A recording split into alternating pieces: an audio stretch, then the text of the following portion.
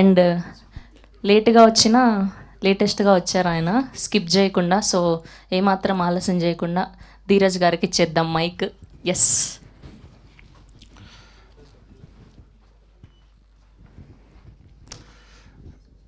అందరికీ good morning అండి. Baby cinema press మీట్లో ఇది 20th 30th తెలియట్లేదు నాకు.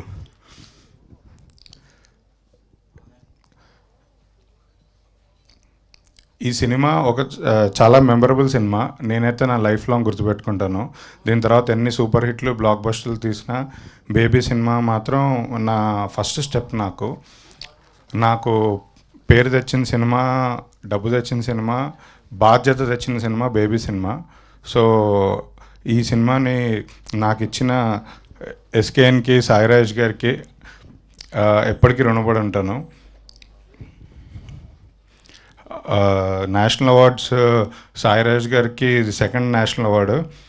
నాకు అంటే సాయిరాజ్ గారికి ఇంకొక 4-5 అవార్డులు రావాలి. అంటే నేషనల్ అవార్డులు హయ్యెస్ట్ ఎవరికైనా వచ్చాయా? ఎంత వచ్చాయి నాకు తెలీదు.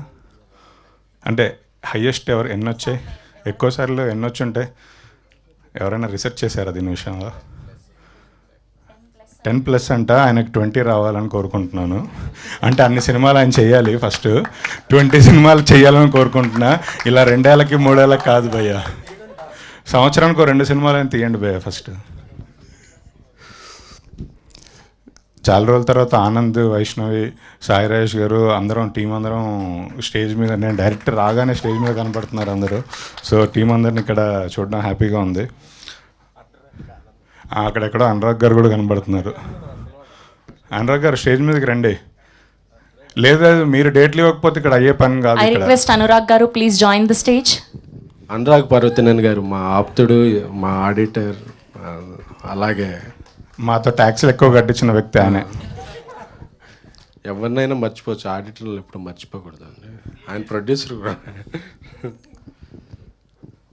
నాకు ఈ సినిమాలో చాలా బాగా ఇష్టమైన పాట యాక్చువల్లీ ప్రేమిస్తున్న సాంగ్.